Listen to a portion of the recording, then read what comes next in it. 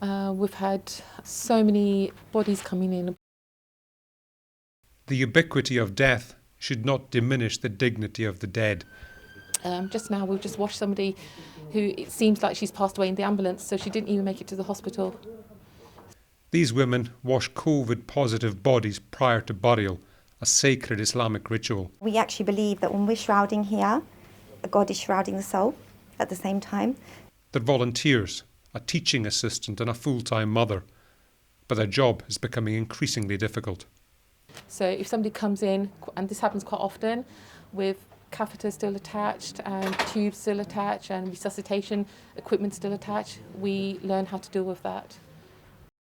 Normally the family would tend to their relatives, but COVID has denied them that honour, deepening their grief. Please keep your social distancing of 2 meters, do not hug, do not shake hands.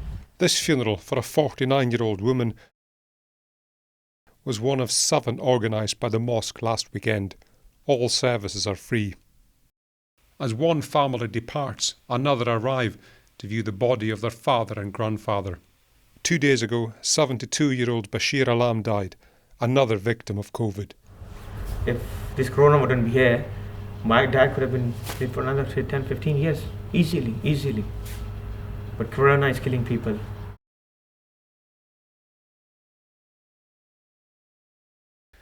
In an effort to tackle disinformation, the mosque's imam, who's been furloughed, has received a vaccine to prove it's not un-Islamic.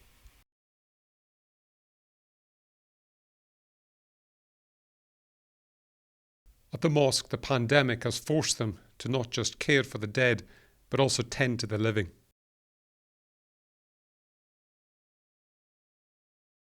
Just feet from the small mortuary, they store food to feed hundreds each week, a service demanded by the pandemic.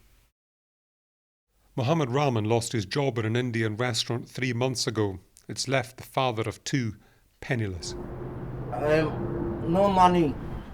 My son is chicken chips. No money, no honey. The shop is open, but no money. Friday prayers here would usually attract 1,100 people, but for the moment, physical solace matters more than spiritual comfort. The mosque is a community hub. Prayers, yes, it's important. The need of the community is they want to be fed, they want a place where, they can bury their loved ones. For this mosque, debating whether COVID is a health or an economic crisis is futile. It is both, and it is real. Michael Buchanan, BBC News, Newham in East London.